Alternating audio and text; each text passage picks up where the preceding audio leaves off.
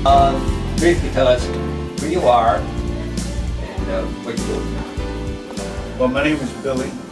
A lot of people call me Billy. My name is William Cabrera. I'm a proud owner of Billy's Barbershop and Resource Center, located again here at 151 Andover Street, Lowell, Mass. You're at the barbershop. You're at the barbershop. This is here our resource room. This is where people come in and out on a daily basis to gather information. We try to provide literature. Not only do we provide literature, we try to assist them in many areas of their lives. Whether it's from substance abuse, whether it's to get them to their local agencies that provide food and shelter. We are at 151 Andover Street, Lowell, Mass, located right next to the BP gas station. It was formerly, long ago, it used to be a police substation. So, what came first, the barbershop or the resource center, or how do they go together? Well, the barbershop came first, and then after putting the barbershop together, we had this extra room here, and me and Louie Diaz was pondering thoughts and trying to figure out what can I use the space for. And since Louie's been working with within that community of substance abuse and counseling and doing outreach, and I'm more and I'm sort of like one of Louie's best friends, and I am too, and been in long-term recovery. We decided to put this resource room together where we can do some outreach from. Great. By the way, folks, if you're just tuning in, you're listening and watching, thinking out loud. And Louie, tell us a little bit about yourself. So my name is Louie Diaz. I'm currently working at Lowell House Inc. For outpatient services on 555 Merrimack Street doing reentry work. And so with the reentry work, I also work doing some consultant work over at the Barbershop House of Correction. And now currently cleared to go up to the state prisons like Shirley, and I've been doing Concord, although I haven't gone up there for a little while, but faithfully I did it for 5 years. And I'm here helping Billy, put this project together, like he said, about doing outreach and giving information to the community, helping people out. I was kind of looking for people that would, get involved and do this kind of stuff. So I observed Billy kind of doing that stuff out of the barbershop that he used to work for. Like always reaching out to people and talking to people. And he had a drawer over at the barbershop he worked in, and would always have like this kind of stuff here, giving stuff to people. So, conversations developed, and here we are. Let me ask you both. We know Louie gets paid for what he does. You get paid for giving haircuts. What motivated you to do this resource reach out work that you're doing? Well, the reason, you're absolutely right. I don't get paid to doing this part of what I do, and and that's okay. And the only reason that I do it is because I'm a strong believer in recovery, and and if I can continue to help somebody else, it's gonna help me as well. So is that sort of like 12-step work? It's sort of like 12 steps. You're giving back what you got? Exactly. Billy, about how many people would you say roughly are you mentoring out of here? I want to say we have about 4 to 6 guys presently that we work with at the present moment. I think it'd be interesting to explain a little bit about the resource center and all the people that come by here, stop in here, and how everybody sort of works together to make happen what happens here. Well, it's very unique, Dave. What we do is, like I said, I've been, barbering now for a long time now. And I've been working within that community where, I deal with that particular group of people.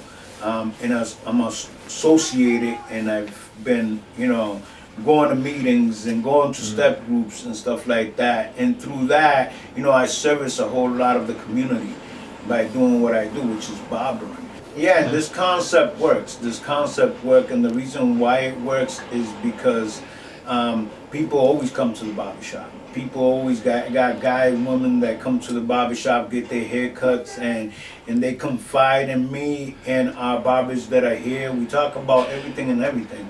And through conversation, you know what I mean? A lot of people expose things that are going on in their life, you know?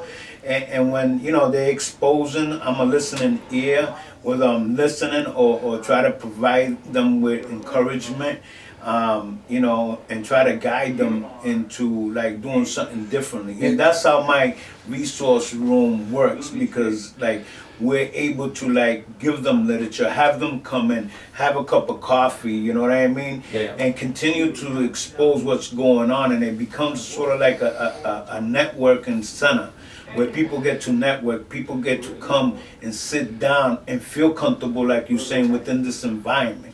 Now, you had an experience recently where you would tell us about a gentleman who came in one day, approached you here in the shop. Yeah, through we get, you know, from time to time we'll get guys that are coming in and trying to, you know, sell us some products or sell us some,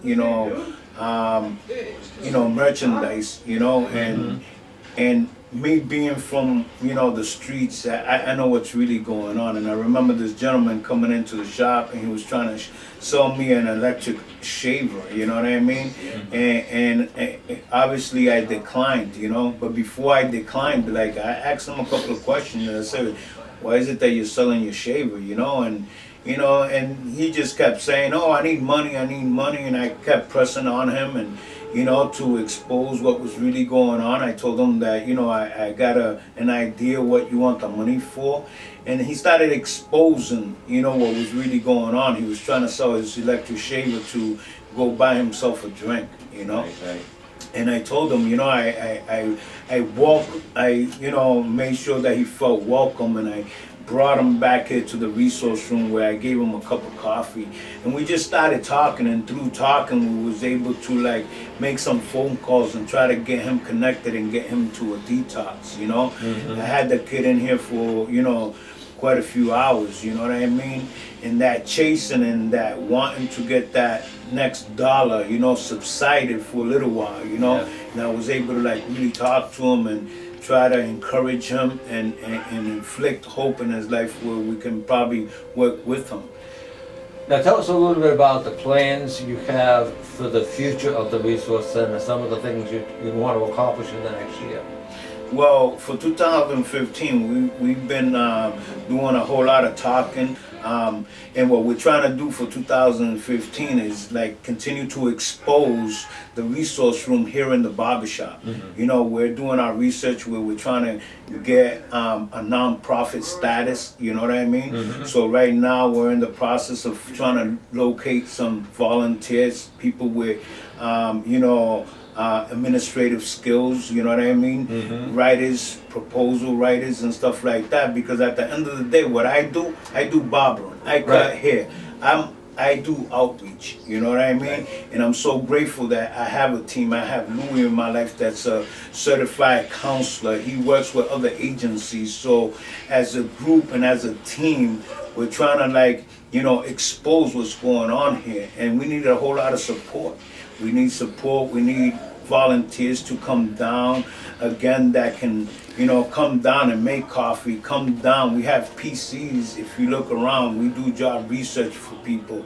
We need to upgrade our PCs and try to get desktops and stuff. So meanwhile, while this is all evolving, you know what I mean? William Cabrera Jr., Willie, you know, we greatly appreciate, you know, the people that have came down and has helped us. Now, one of the efforts. One of the things you're going to be doing in this coming year is are you going to build yourself a website? Yes, so people can go look it up, get some information online. Yes, that's actually we're gonna be sitting down, creating a website, providing more information. We're gonna have it registered where people can, you know, go into our website and see the services that we're gonna be able to provide. You know, we're gonna have, you know, more information. That way people can look into it, can see what it is that we do. Like if you look around, you know, I'm gonna be, you know, giving you guys sort of like a small tour. This ain't huge. This is a small location, but great things happen in smaller location. Okay, this is the shop. This is the floor, the main floor here. You know, this is like I said, this is where it all happened. This is Louis. So one right there. That's my son. This is Duran, a good friend of mine that's also part of our team, part of our network. Entra, come in. Hi, how you doing, sir?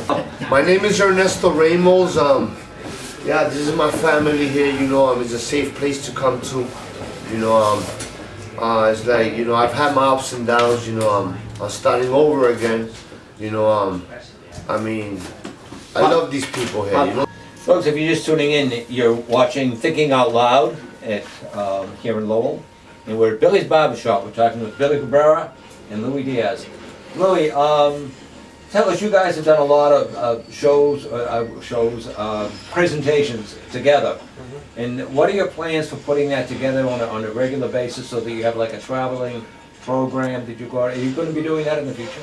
Yeah, I mean, those are our plans to, you know, continue growing, and, you know, at some point, like Billy was saying, if we do get, you know, the resource center very structured and organized, and we can get some volunteers and some helpers, you know, people that can come in here and help us, because like Billy was saying about the nonprofit status, getting this program incorporated and everything, because right now we're in like the I mean, we're actively, you know, we're on the, you know, boots on the ground. We're working, we're doing our thing. But, you know, when it comes to like organizing the program, like the structure of the program, you know, we're in the planning stages. Right. So once this is, you know, structured and it takes off, you know, it'll be really nice for us to, you know, then maybe hit the streets and promote and do other things, you know, let people know that we exist. I just came from the jail, you know, about half hour ago, and one of the things that I did at the jail was address a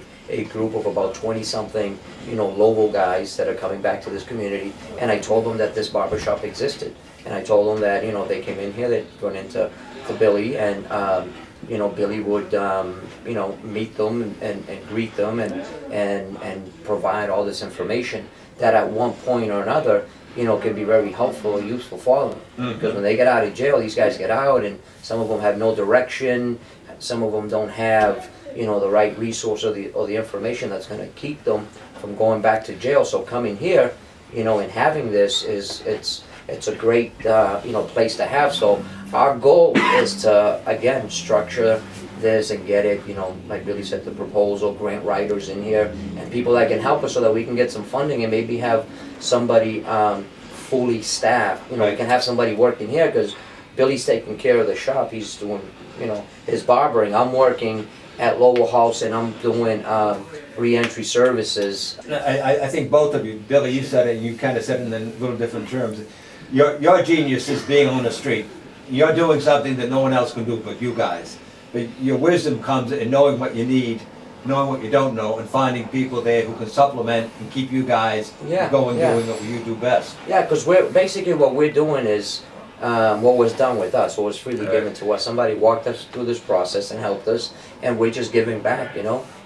We're just, you know, very fortunate right now that we were able to have like the same vision, the same goals, and you know, this commitment to do this. And yeah, our heart is out there getting these guys, informing them that this exists, you know. And as I'm sitting here, I'm reading a card that Billy got, you know, from someone, and I'm reading it and truly moved by it, because this is from someone thanking him that, you know, this exists, that, you know, this resource center saved her life. You know, she came here and felt, you know, that this was a place where it would help her get on her feet, and it did. Well, I know there was one person, and it happened also to be few. I know it's the same individual, and I got into a little conversation. She says, I come here every day, because if I don't come here and sit and read and whatnot, I'm out of the street, and if I'm out of the street, I'm running into the same old people doing the same old stuff. Yeah. I'm gonna be back in trouble again. So it's huge. It's huge to have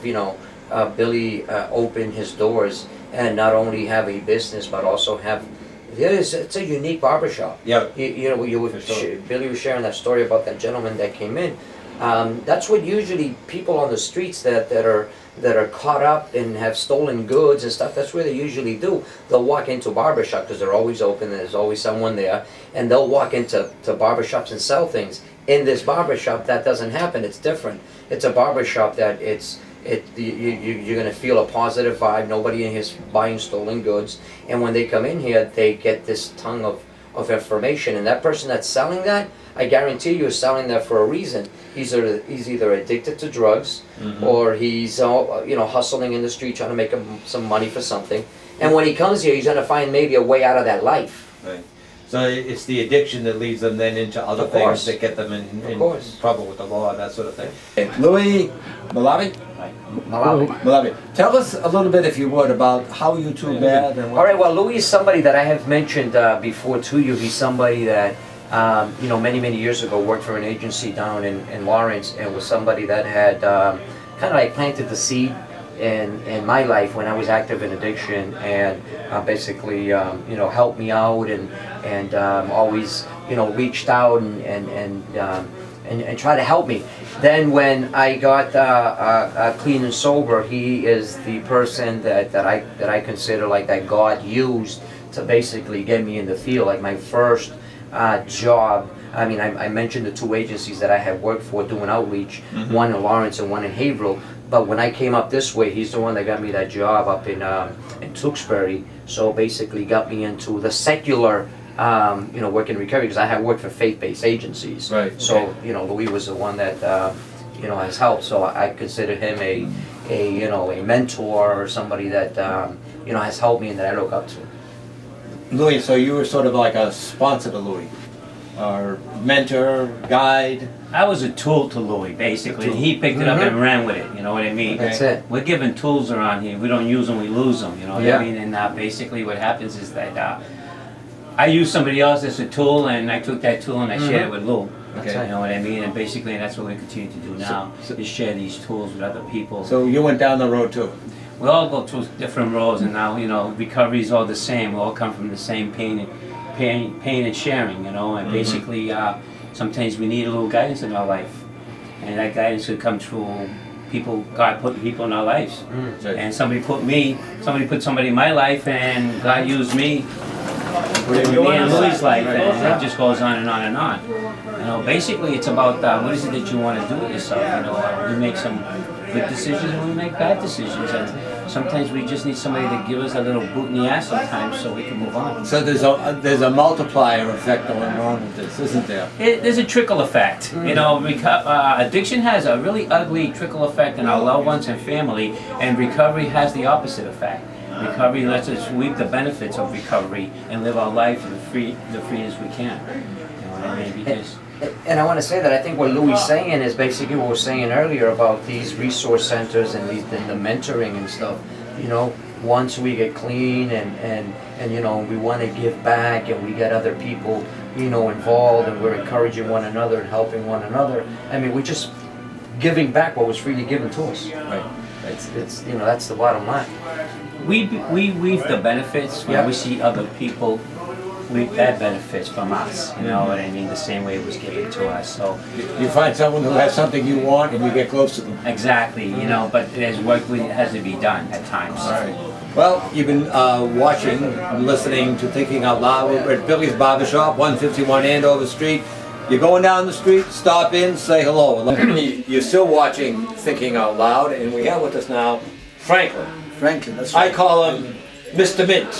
Franklin Mint, the richest man in Lowell. What's the story? Are you the richest man in Lowell? No. No. No, why not? But my richness doesn't come from the outside, it's from the word, or from the inside, My change actually came from within.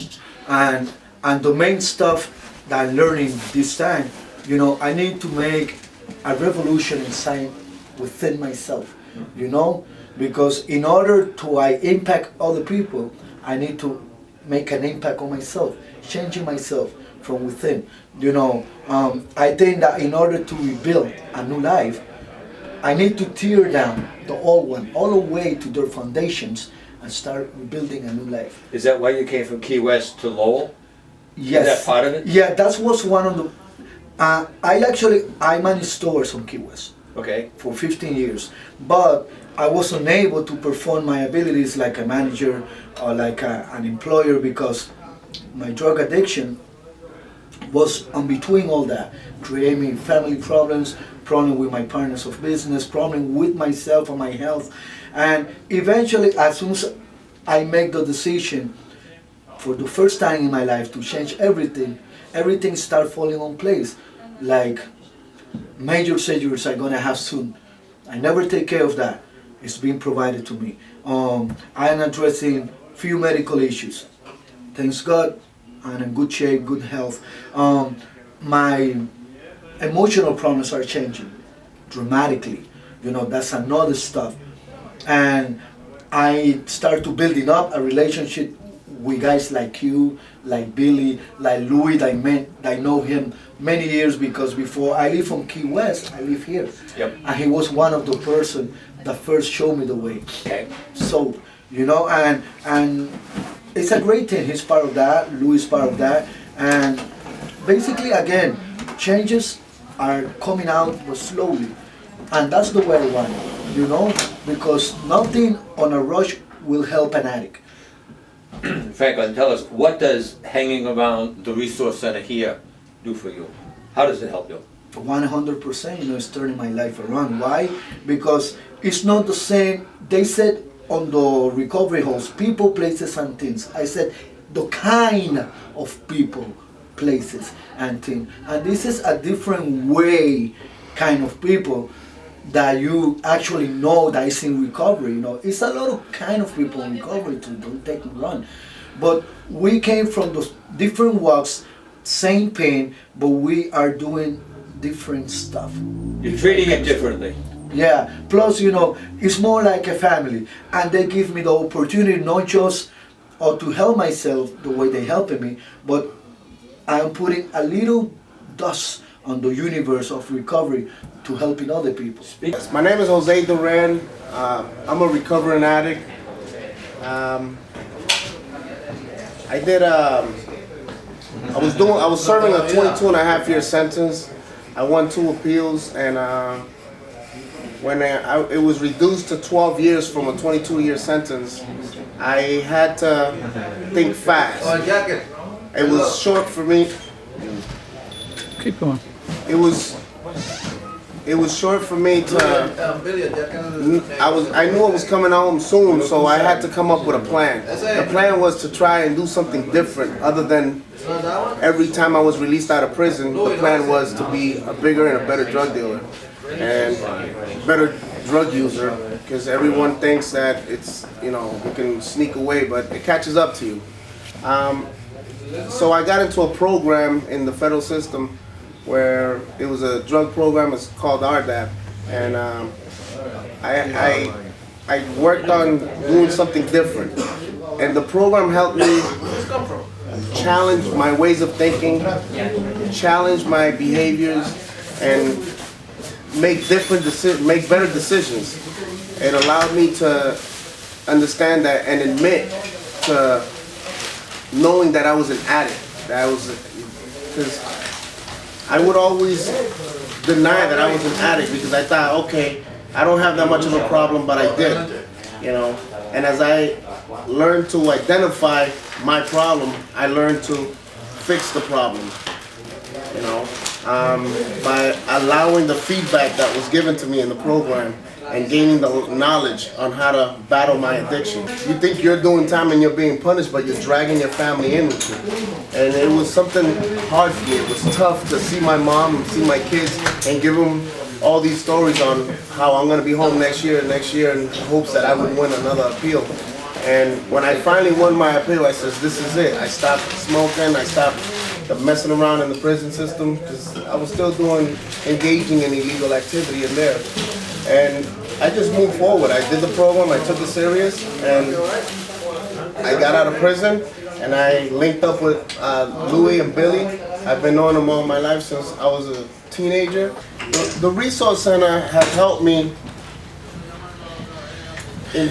with the fact that any information that I need or that I'm looking for, even when I'm trying to help one of my friends, like with a detox or information on how to get help with like mass health, getting a job, Yep. Billy's the man to come and talk to. He has access to PCs, he allows them to use it as they need it, and we take it from there. And then if they need any other help, he calls Louie if any help is needed, and we take it from there.